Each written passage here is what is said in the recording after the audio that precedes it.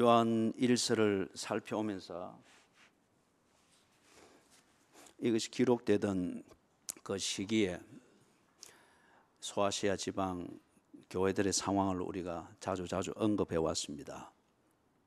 그걸 다시 언급을 하면은 그 사람들이 많이 싸웠습니다. 신앙의 이름으로 싸우고, 그리고 자기 입장은 언제나 사랑이라고 그렇게 이야기를 했습니다.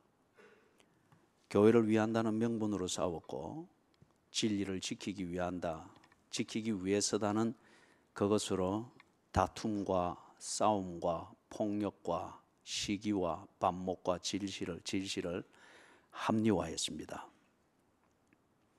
예를 들면 이런 겁니다. 이게 성경이다. 이것이 성경이 말하는 거다. 당신들이 그렇게 주장하는 것은 그는 비성경적이다. 또는 하나님은 이런 분이다. 네가 지금 말하는 하나님, 네 방식으로 신앙생활하는 것은 하나님을 모독하는 것이다. 하나님은 이런 분이다. 하나님을 마치 눈으로 본 것처럼, 하나님을 다 알고 있는 것처럼, 결론적으로 자기가 하고 있는 처신과 자기의 주장, 그것이 곧 하나님이다 라고 주장을 했습니다. 또는 이게 신앙생활이다. 신앙생활은 이렇게 하는 것이다. 당신들이 하는 것은 가짜다, 틀렸다, 이 주장을 합니다. 그러다 보니까 서로 간에 이런 주장을 하면서 이 결론을 딱 가지고 있고 이 결론을 믿고 있기 때문에 그룹이 3개, 4개, 5개 되는 만큼 성경이 3개, 4개, 5개가 된 겁니다. 또는 하나님이 5 종류가 되는 어떤 이런 아이러니가 빚어지는 거예요. 그런데 사랑을 실천을 할 때에 때로 싸움이라고 하는 것이 날 수가 있습니다. 옳은 것을 틀린 것으로부터 지켜내기 위해서는 때로 싸움이 필요합니다. 사랑을 진실되게 실천을 하게 될 때에 때로 고집스럽고 아집스럽게 보일 수가 있습니다. 동화되어지면 안 되고 타협이 되어지면 안 되는 그 상황에서는 자기를 굳건히 지켜야 되는 그런 사랑의 요구가 있을 수 있습니다. 만약에 그런 것 같으면 그 결과가 그게 옳았음을 증명을 해줘야 됩니다. 이것이 성경이다. 이것이 하나님의 뜻이다. 이게 성경에 근거한 바른 신앙생활이다. 내가 교회를 위해서 그랬다. 또는 부모 같으면 내가 다 너의 장래를 위해서 이런 거다 라고 자식에게 그렇게 이야기하면서 지금 내가 하고 있는 것을 정당하다고 주장하고 본인도 그렇게 믿고 있다고 하는 것 같으면 그 결과, 당장은 아니라 할지라도 그 프로세스가 만들어진 그 결과, 신실한 그리스도인이 나와야 됩니다. 진실로 하나님의 복음을 증거하기 위하여서 기꺼이 에바브로디도처럼 소리 없이 생명이라도 바치는, 이것을 당연하게 여기고 이제는 더 이상 주장하고 설득할 필요가 없이 그렇게 사는 교인들이 나와야 됩니다. 그리고 그런 게 아주 합당해진 그런 교회로 점점 자라가는 이게 결과로 보여야 됩니다. 가정으로 치는 것 같으면 그걸 통해서 때로 사춘기를 지나고 성년의 초기 단계 20대를 지나고 사회생활 정착을 해야 되는 단계 30대 초반을 지날 때에 좌충우돌함이 있지만은 그걸 통해서 내가 너를 사랑하기 때문에 그렇다, 이게 성경이다, 이게 기독교적 세계관이다 라고 때로 혼을 내기도 하고 소리를 치면서 다투기도 하고, 그래서 때로 분을 못 참을 때 간혹 그런 일이 있을 수 있죠. 뭘 하나 부수어서 아버지의 그 안타깝고 답답한 마음을 토로함이 있습니다. 그럴 때 자식은 교회 집사라는 아버지가 왜 저래 하면서 더 불붙은 거기에 휘발유를 끼얹는 듯 해서 하면 2, 3년 방황함이 있다 할지라도 그 아버지의 가르침과 그 분노와 때로 의도는 없었으나 실수로 폭력이 저질러질 때 그게 진실이었다고 하면 그게 정말 성경이고 하나님의 뜻이고 그 하나님의 마음으로 자식을 사랑하는 것이었다고 하면 어느 땐가 가서는 그 집안에 예수를 신실히 믿는 자녀들이 나와야 됩니다. 어느 때가 되어서는 그 자녀가 어거스틴이 어머니 모니카의 기도를 통하여서 결국에는 돌아오듯이 그게 있어야 됩니다. 그럴 때 지금은 그게 폭력으로 보이고 고집스러운 싸움으로 보이지만은 그게 사랑이었음을, 사랑을 위한 과정이었음을 알 수가 있겠죠. 소아시아의 이 교회들이 다들 나름대로 모양은 있습니다. 거룩한 모양은 있는데, 그리고 주장을 하는 것들은 다들 신학에 통달한 것 같고 경건의 능력에 통달한 것 같습니다. 그런데 계속 싸움과 반목과 질시는 있는데, 이 과정을 통해서 교회가 온전해지거나 신실한 그리스도인이 나거나 복음이 전파되어지는데 가속도가 붙거나 이 결과가 없습니다. 오히려 더 황폐화되어진단 말이에요. 그래서 사도 요한이 우리가 서로 사랑하자. 사랑은 네 주장대로 하는 것이 아니고 네 주장대로 하기 위해서 성경이든 하나님의 이름을 명분으로 갖다 붙인 그게 사랑이 아니다. 사랑은 하나님께 속한 것이다. Love is of God. 사랑은 하나님의 본질이라는 겁니다. 사랑은 하나님의 속성과 관련된 것이라는 겁니다. 그렇기 때문에 이것이 성경이다, 이것이 하나님이다, 이것이 바른 신앙생활이다 주장하지 말아라. 정말 하나님을 아는 사람, 정말 하나님을 알고 하나님을 믿는 사람은 하나님의 속성을 체질처럼 드러내고 그런 체질로 사는 것을 자연스럽게 여기는 그 사람이 바로 진정한 그리스도인이고 성경대로 사는 사람이고 하나님께 속한 사람이다. 사랑은 하나님께 속한 것이니 이런 사랑으로 우리가 서로 사랑하자. 사랑하는 여러분, 요즘 와서 우리나라가 이혼율 세계 1위입니다. 그러다 보니까 너무 어설픈 이유로 적극적인 감정으로, 그래서 그걸 행복을 찾는 길이라고 해서 네가 원하는 대로 해야지, 그걸 꾹꾹 참으면서 세월 낭비하는 것, 그건 어리석은 것이며 네 파트너도 불행하게 만드는 것이 않느냐. 이 아주 소피스티케이트한 그걸로 자기 중심성과 이기주의를 합리화하는 이 세대가 깊은 사고방식 없이 자기의 편리한 것을 추구하는 것을 합리화시키는 이 이론으로 받아들이다 보니까 너무 어설프고 충동적인 이혼들이 너무 많이 생깁니다. 세계 이혼율 1위입니다. 이게 만드는 부작용이라고 하는 거, 이거는 우리가 충분히 짐작할 수 있습니다. 가정이 온전하지 아니하고는 그 사회가 결코 온전할 수가 없죠. 사회 문제를 바로 잡는 것은 가정 문제를 바로 잡는 이것이 관건임을 알 수 있습니다. 그러다 보니까 얘기가 길어졌습니다마는 친자 확인 소송이 갈수록 많습니다. 아이가 낳았지만 내 아이인 줄 못 믿는 이 어설픈 상황들이 갈수록 많아지고 있단 말이에요. 친자 확인 소송을 위해서 뭘 합니까? 아이가 턱 났는데 분명히 내 아내는 눈이 동그랗고 쌍꺼풀이 참 아름답게 껴있고 눈꼬리도 이렇게 몽골리안이 아니고 참 영화에 나오는 것처럼 아주 예쁘고 퍼펙트한데 아이가 탁 태어났는데 짝눈으로 나온 거예요. 쌍꺼풀도 없는 거예요. 완전 몽골리안인 거예요. 이거 우리 아이 맞나? 예? 성형수술을 해서 고쳤기 때문에 형태가 다른 것은 충분히 이해를 할 수가 있습니다. 그래서 친자 소송을 합니다. 뭘 보는 거죠? 유전자 검사를 합니다. 예? 정말 내게 속한 아이 맞나? 그거는 유전자가 같아야 됩니다. 하나님께 속해 있나? 정말 내가 그리스도인인가? 하나님의 자녀인가? 이 친자 소송이 소아시아 교회에서 막 일어난 거예요. 내가 그리스도인이다. 아니다. 이것이 성경이다. 이것이 참된 신앙생활이다. 사도 요한이 딱 나와서 친자 확인을 해줍니다. 참된 하나님의 자녀는 하나님의 유전자를 가진 자다. 하나님의 유전자 코드 중에 뭐가 있느냐?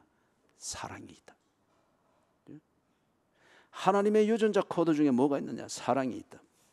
그렇기 때문에 하나님께서 하는 그 사랑, 하나님이 우리에게 보여주신 그것을 본받아서 하는 그 사람은 정말 하나님을 아는 사람이다.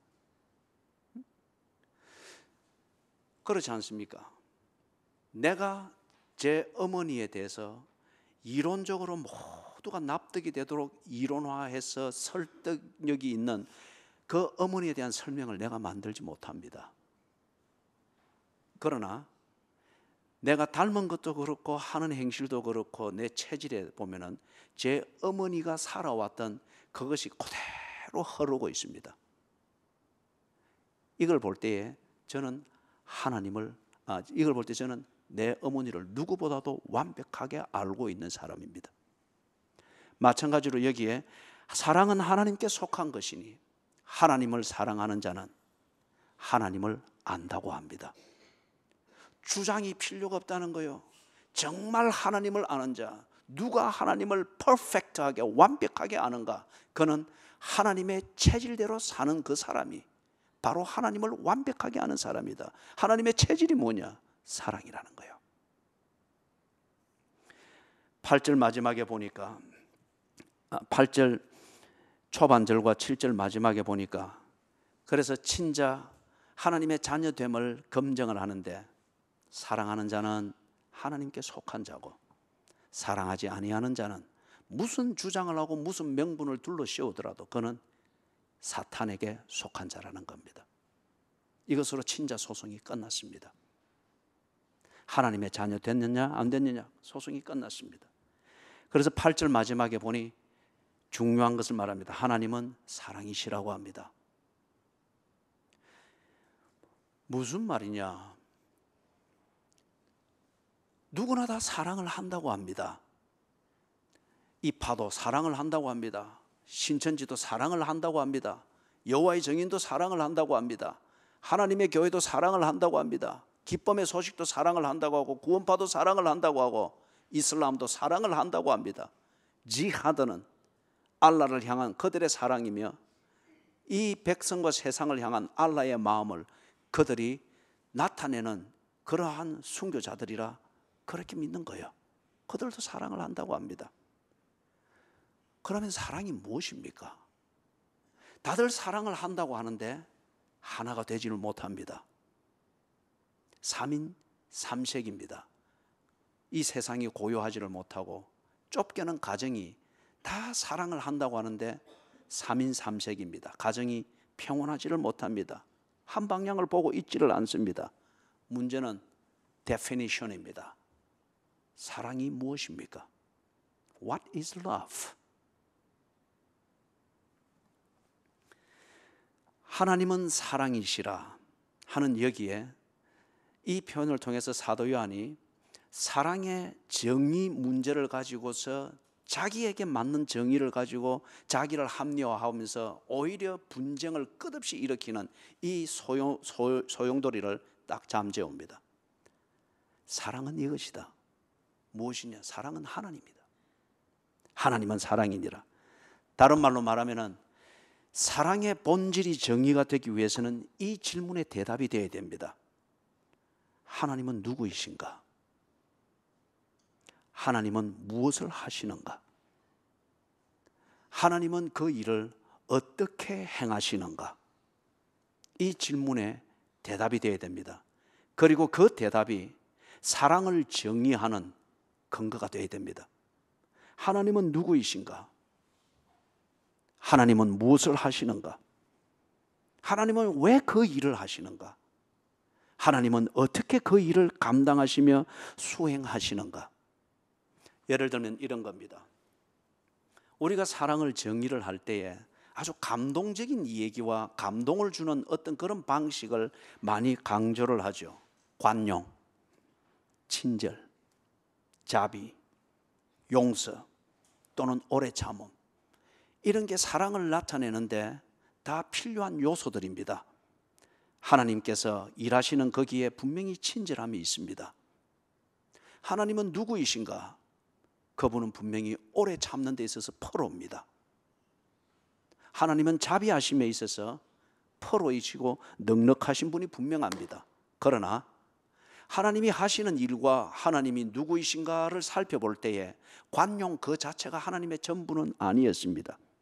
그러다 보니까 우리가 사랑을 정의할 때에 사랑은 내 마음에 감동을 주는 그 무엇, 나와 코드가 맞는 그 무엇, 나를 합리화시켜주고 내가 지금 하고 있는 이 일로 인해서 내가 자존감을 가지고 자부심을 가질 수 있도록 만들어주는 그 무엇을 사랑으로 우리는 애써 정의를 하려고 합니다. 니체라는 철학자를 아시죠? 신은 죽었다고 말하고 자기의 철학과 사상으로 신을 죽이는 데 있어서 앞장섰던 사람입니다. 니체의 아버지는 목사였습니다. 목사로서 니체를 나름대로 키웠습니다. 분명히 그 아들, 똑똑한 아들 니체를 사랑했고 그 길을 열어주는 데 있어서 나름대로 아버지가 사랑이라는 이름으로서 자기 아들 니체를 그렇게 키웠을 겁니다. 관용을 베풀었을 것이고 오래 참았을 것이고 기회를 주고 시행착오일 때 용서를 해주면서 그렇게 키웠을 것입니다. 그런데 니체라는 인물이 만들어졌을 때 니체는 하나님을 죽었다고 선언했습니다. 그리고 하나님을 믿는 것은 어리석은 일이라고 했습니다. 니체의 아버지가 아들 니체에게 베풀었던 관용은 무엇입니까? 아들 니체에게 베풀었던 친절이라고 하는 것은 무엇입니까? 만들어진 신이라고 하는 책을 써서 초 베스트셀러를 만든 옥스퍼드의 생물학자 리차드 도킨슨을 아시죠? 리차드 도킨슨 역시 성공회 목사님의 아들입니다. 앵글리칸 처치 그 교회의 목사님의 아들입니다. 그리고 이 도킨슨이 그 아버지와 어머니의 소위 말하는 사랑, 관용과 친절과 오래 참음과 가르침과 이런 자비 속에서, 부모의 자비 속에서 자라면서 입교까지 했습니다. 그러고 난 뒤에 자기 머리가 굵어가면서 기독교는 진리가 아니다, 다윈이 만든 진화론을 진리로 믿었습니다. 그리고 지금은 리차드 도킨슨이 기독교를 자기 표현으로 기독교를 박멸하는 데 있어서 최선두에 서 있습니다. 옥스퍼드의 탁월한 교수이다 보니까 그의 말과 그가 만들어내는 논리가 나오는 것마다 거의 다 베스트셀러입니다. 그가 하는 강연장에는 사람들로 꽉꽉 찹니다. 그리고 반기독교, 어리석은 기독교, 만들어진 하나님을 탁월한 논리로서 만들어갈 때 사람들이 환호성을 지르며 설득이 됩니다. 리차드 도킨슨에게 소위 말해서 자유를 주고 구속을 하지 않는, 그러면서 관용을 베풀고 자비를 베풀었던 성공의 목사님, 그 아버지의 사랑은 도대체 무엇을 의미합니까? 도킨슨이 지금처럼 그렇게 살다가 끝나면은 그는 반드시 지옥입니다. 하나님께서 그렇게 말씀하셨기 때문에. 아들을 지옥에 가도록 만든 그 관용, 그 자비, 그 친절, 그 오래 참음, 과연 그것이 하나님께서 사람에게 보여주셨던 것과 같은 것입니까? 하나님이 사람에게 보여주셨던 것, 그리고 하나님은 자기 백성이 지옥으로 가는 것을 참고 견디지 않으시는 분입니다. 하나님이 하신 일은 그게 어떤 경우이든지 어떤 이름을 붙이든지 간에 하나님이 하신 일은 자기 백성을 지옥으로 가는 길에서 구해내시는 일이었습니다. 그리고 하나님께서 그 일을 감당하시는 것은 그 목적을 이루기 위해서 어떤 희생이라도 감수하셨습니다. 그런데 니체의 아버지, 목사 아버지가 그렇고 리차드 도킨슨의 목사 아버지가 아마 누구보다도 많은 관용을 베풀고 기독교적 명분을 붙이면서 친절이든 자비든 오래 참음을 베풀었을 겁니다. 그러나 그의 아들 니체는 하나님을 죽였고 그의 아들 리차드 도킨슨은 기독교를 박멸하는데 선두에 서서 지금 이 캠페인을 벌이고 있습니다. 무슨 사랑일까요? 한 흉악범이 감옥에 앉아서 웁니다. 자기 어머니를 회상하면서 울고 있습니다. 그래서 동료 감방에 같이 앉아있는 죄수들에게 왜 우느냐? 어머니가 보고 싶어서 운다. 그러면서 어머니에 대한 그 기억을 이야기합니다. 나의 어머니는 언제나 내게 좋으셨다. 나의 어머니는 언제나 내게 칭찬을 해주셨다. 나의 어머니는 내게 언제나 자비로운 분이었다. 그러나 그 자비와 칭찬 속에서 그 어머니의 애절한 소위 말한 그 사랑 속에서 자란 이 아들이 지금 흉악범이 되어서 사형 집행날을 기다리고 있습니다. 이 아들이 어머니를 회상을 하는 것은 자기 표현으로는 어머니의 사랑입니다. 회상하면서 찔찔 울고 있지만은 이 아들에게 변화된 것은 아무것도 없습니다. 사형입니다. 그럴 때에 진정 그 어머니는 아들을 사랑한 것입니까? 진정 그 어머니가 아들을 위해서 친절을 베풀고 더 먹여주려고 하고 더 입혀주려고 했던 그것은 진정한 사랑이었습니까? 그리고 정말 이 아들은 지금 사형 집행날을 기다리면서 흉악범이 갇혀 있는 그 감방에 앉아 있는 이 아들은 지금 어머니를 사랑하는 겁니까? 어머니를 회상하면서 울고 있는 게 어머니를 사랑하는 겁니까? 어머니를 동정하는 거죠. 그래서 제가 간혹 신방을 가거나 아니면은 여자 성도님과 대화를 나눌 때, 특히 자녀 문제를 두고서 대화를 나눌 때 그런 말을 간혹 합니다. 자녀들의 동정의 대상이 되지 마십시오. 자녀들이 어머니에 대해서 동정심을 가지게 만들어서 엄마의 말을 듣게 하는 것, 사춘기까지는 가능할지 모르나 어쩌면 또 부분적인 일로는 가능할지 모르나 논산훈련소에 가서 가혹한 훈련을 시키는 그 현장에서도 이 피가 펄펄 끓고 악에 받쳐 있는 훈련장에서 진흙과 함께 뒹굴고 있는 이 훈련생들이 아무리 혹독하게도 울지 않습니다. 그런데 우는 시간이 있습니다. 혹독하게 돌리다가 세워놓고 어머니 노래 부릅니다. 그럼 전부 다 웁니다. 에이씨 에이씨 하면서 막 우는 거예요. 그죠? 엄마를 생각하면서. 그런데 그게 다 어머니를 향한 진정한 사랑만은 아니더라는 거예요. 사랑이 무엇이냐?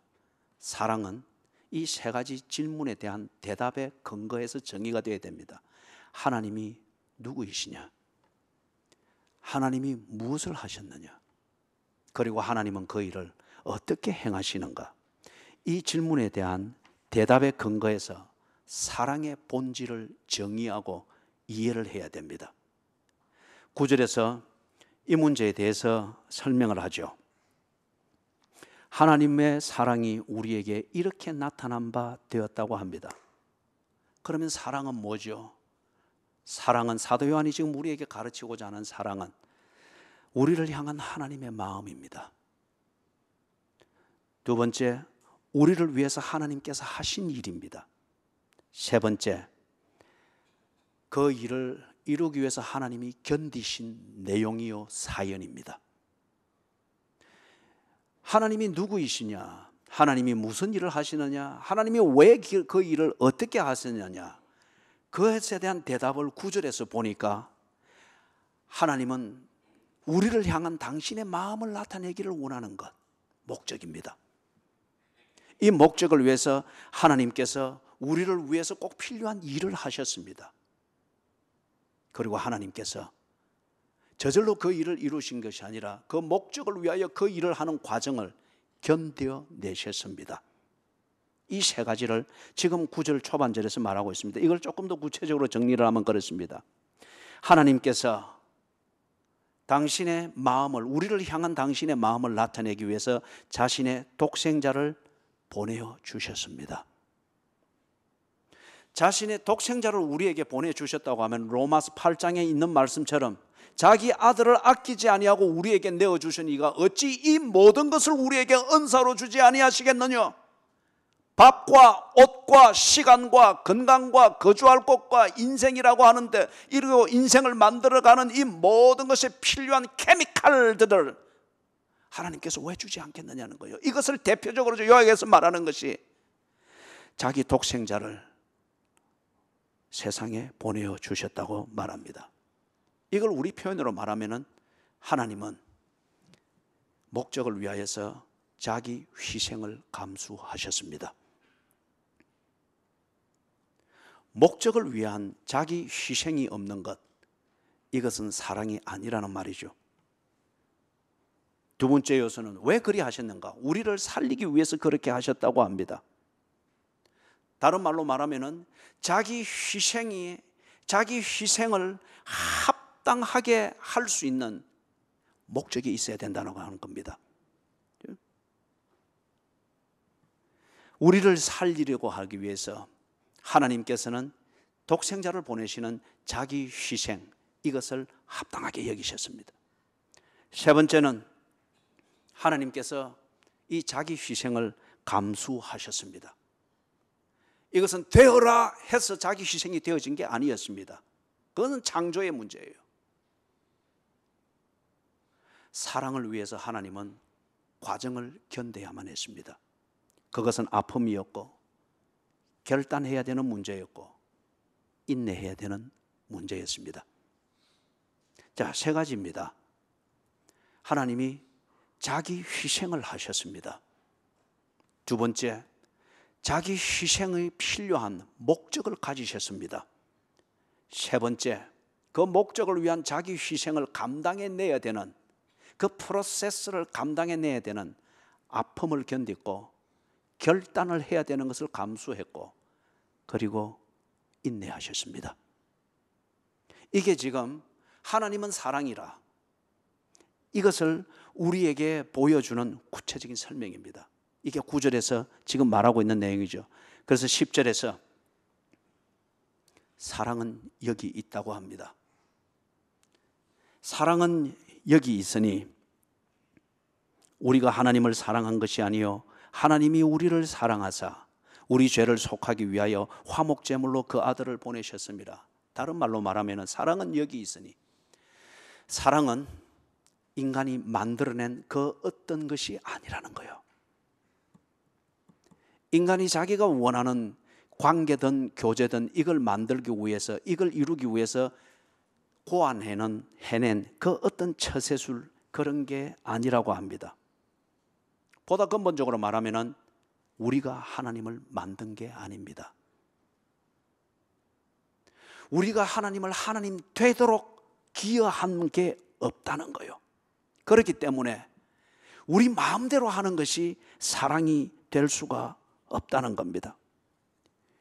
사랑을 말할 때 휴머니즘으로서 대치를 하게 되는 것을 봅니다. 오늘날 기독교인들 중에서 많은 지성인들이 기독교를 떠나거나 아니면은 짝퉁 기독교로 전락이 되어지는 것은 기독교, 다시 말해서 하나님의 본질과 관련되어져 있는 이 사랑을 휴머니즘으로 착각을 하다 보니까 하나님의 초월성을 무시하기를 시작합니다. 기적을 무시하기를 시작합니다. 기도를 합리적인 자기 수련, 마음 수련의 어떤 종교적 의식으로 생각을 하지, 하나님과의 spiritual conversation, 영적 대화로 인정을 하지 않습니다. 사랑하는 여러분, 휴머니즘은 인간의 평안과 인간의 안전을 지켜내기 위한 서로 간의 타협책입니다. 휴머니즘, 인간이 중심이 되어진 그 무언가를 고안해내는 사고방식이요 철학입니다. 휴머니즘으로 하나님을 만들지 아니했습니다. 니체가 이 한계를 넘지 못하다 보니 신은 죽었다고 그렇게 철학적 결론을 내리게 된 것이죠. 사랑하는 여러분, 목적은 있으나 목적 또는 명분은 고상하지만은 그 목적을 이루고 그 명분을 추구하는 적합한 실천과 희생이 없다면은 그것은 바리새인입니다. 그것은 모랄리스트, 도덕가에 지나지 않습니다. 바리새인들이든지 도덕가들이, 공자도 그렇고 장자도 그렇고 노자도 그렇고 김용옥 선생도 그렇고, 명분은 강렬하고 설득력이 있습니다. 교회 안에서 치는 것은 바리새인과 같은 사람들이 하나님의 영광을 위하여, 교회의 부흥을 위하여서, 너의 잘됨을 위하여서, 명분은 정말 설득력 있고 사람들의 마음을 울릴만 하고 모든 주장을 잠재울 만합니다. 그러나 그들은 결코 행동하지 않습니다. 그것에 적합한 실천을 하지 않습니다. 사랑과 관련되어진 목적이 있고 명분이 있고, 그게 비록 기독교적이고 성경적이라고 할지라도, 하나님의 속성과 일관된 것일지라도, 그것에 맞도록 하나님이 실천하시고 자기 희생을 감수하는 그 행동을 하신 것처럼 그러한 실천과 희생이 없다고 하면 당신은 바리새인이요, 당신은 도덕가일 뿐입니다. 우리는 이걸 보고 위선자라 하죠. 그렇기 때문에 오늘날 교회 안에서 또는 예수를 믿는다는 가정 안에서 아주 절묘하고 화려한 위선자들이 많은 이유가 여기에 있습니다. 어설프게 하는 성경 지식과 자기의 체험을 가지고 명분은 고상하고 목적은 세울 줄 아는데 절대 하나님이 하신 것처럼 자기 희생을 감수하지 않습니다. 또는 희생적 노력은 있습니다. 실천은 있습니다.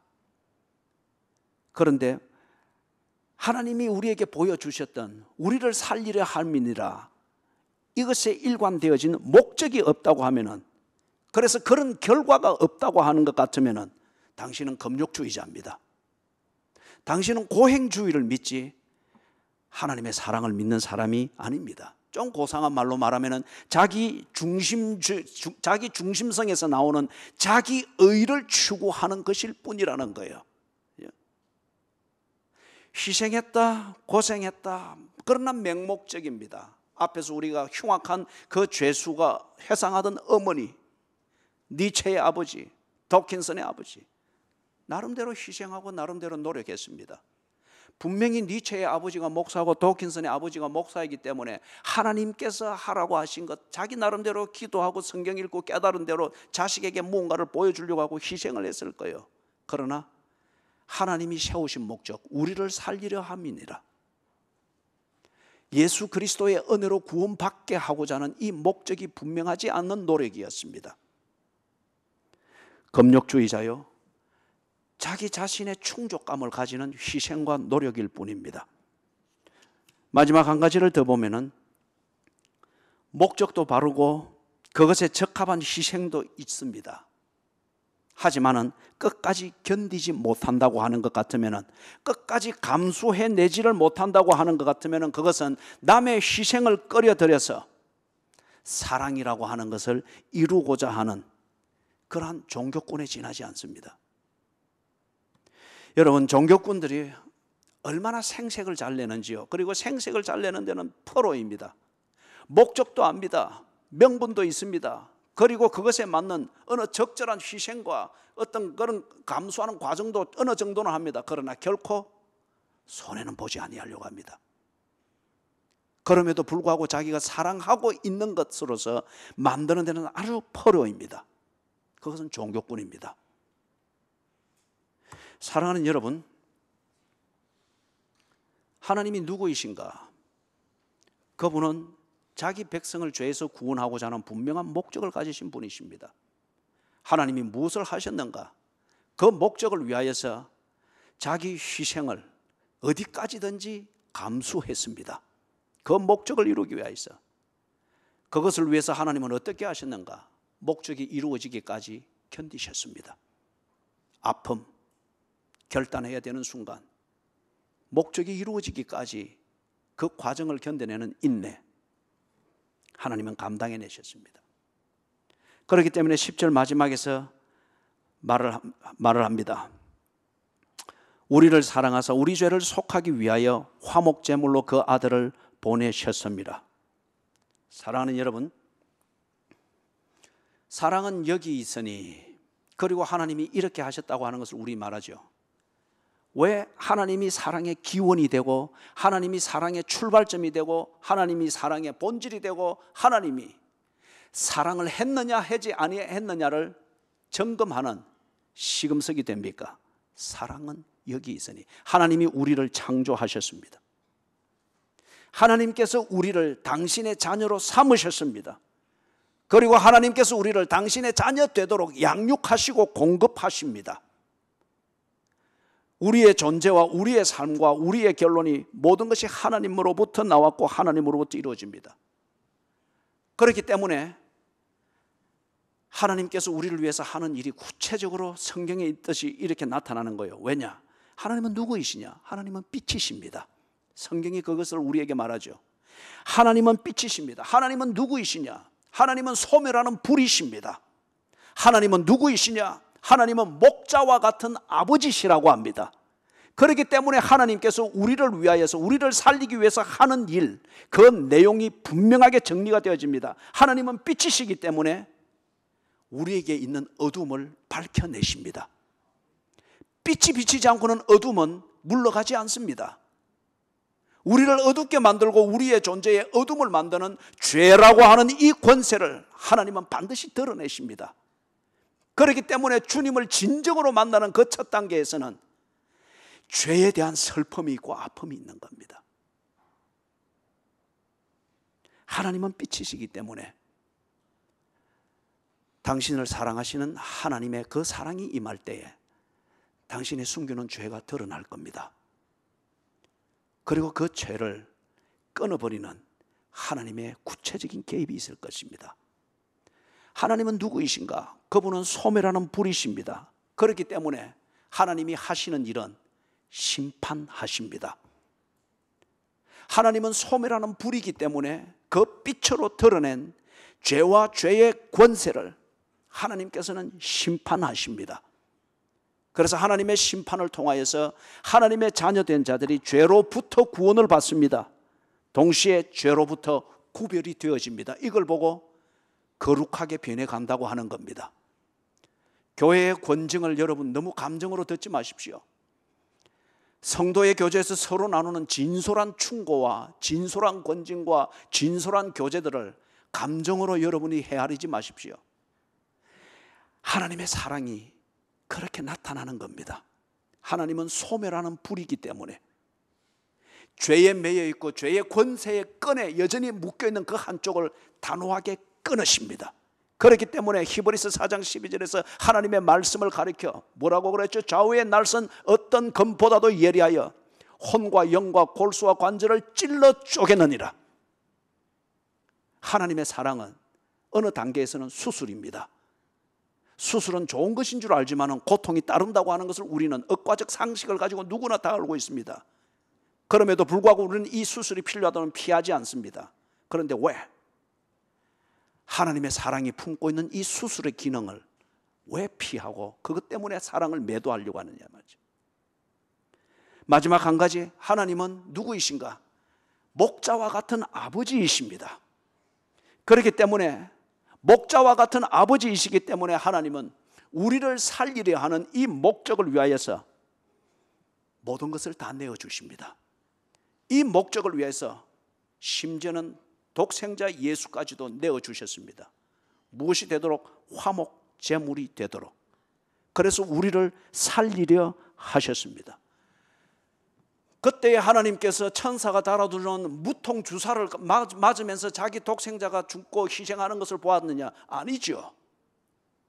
십자가에 달리신 예수께서 제6시가 되었을 때에 그때 온 천에 일어났던 현상에서 보듯이 엘리 엘리 라마 사박다니 나의 하나님 어찌하여 나를 버리시나이까 외칠 때에 온 세상이 캄캄해졌다고 합니다. 이 현상에 대해서 탁월한 주석가였던 아더 핑그 목사님이 주석하기를 자기 아들 독생자 예수가 화목제물이 되기 위하여서 고상한 목적을 위하여 우리를 살리기 위하여서 희생제물로 죽어가는 아버지 하나님을 부르는 독생자 예수의 절규 앞에서 아버지의 마음이 찢어져서 그 아들을 참아볼 수 없어서 빛이신 그 얼굴을 돌렸기 때문에 온 세상이 캄캄해졌다고 합니다. 목자와 같은 아버지이시기 때문에 우리를 살리려 하시는 이 목적을 위하여서 어느 정도 투자하고 안 될 것 같으니 아니 손실이 너무 클 것 같고 고통이 너무 클 것 같으니까 거두어 버리는 분이 아니고 아버지 같은 분이기 때문에 끝까지 목적을 이루기까지 희생을 감수하시고 아픔을 견디셨습니다. 인내하셨습니다. 그리고 결단하셨습니다. 사랑하는 여러분, 우리가 서로 사랑하자. 이것은 캠페인이 아닙니다. 도덕적 삶을 위한 캠페인이 아닙니다. 교회는 근본적으로 캠페인하는 자리가 아닙니다. 시민단체가 아니에요. 교회는 하나님의 속성을 받아 난 하나님의 자녀들의 모임입니다. 그렇기 때문에 사랑이신 하나님, 내가 누구이며 무엇을 했으며 그걸 위해서 무엇을 감수했는가, 이 하나님, 아버지 하나님의 속성을, 그 유전자를 물려받은 하나님의 자녀들일 것 같으면 이것이 성경이다, 이것이 신앙이다 주장하고 명분을 내세울 이 문제가 아니라 정말 하나님을 아는 것 같으면 하나님의 속성대로 사는 겁니다. 그게 우리가 서로 사랑하자.